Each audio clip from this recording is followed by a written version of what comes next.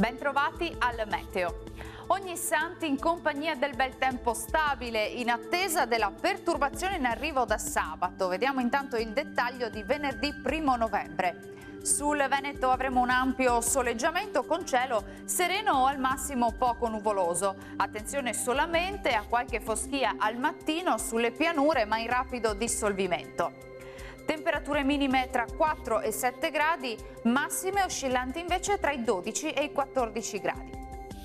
Tanto sole anche sul Friuli Venezia Giulia, sarà una bella giornata con cielo sereno ovunque, vedete.